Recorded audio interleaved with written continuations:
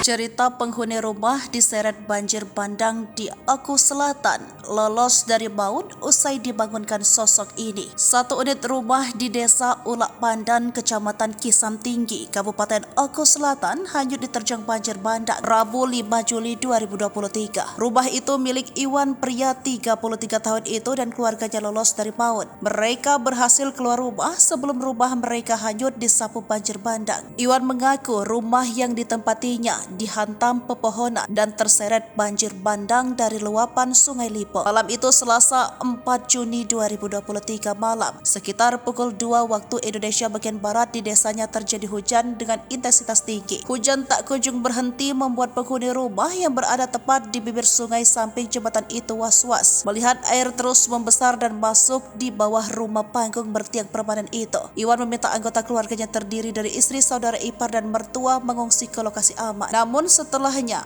air sungai malah terus naik dengan suara gemuruh air seolah menandakan air sungai akan menerjang hingga puncaknya pepohonan. Terbawa arus sungai menghantam tinggi rumah bagian belakang. Beruntung dalam peristiwa tersebut ia bersama anggota keluarganya berhasil selamat, sementara bangunan rumah beserta isinya berupa perabotan terbawa oleh air sungai. Terpisah, Camat Kisam Tinggi Pacrul Liswan mengatakan, selain satu unit rumah di Desa Ulak Pandan banjir bandang khususnya di wilayah Kecamatan Kisam Tinggi, 4 desa lainnya ikut terdampak, antaranya Desa Gunung Megang, Desa Kota Padang, Desa Siring Agung, dan Desa Padang Bindo.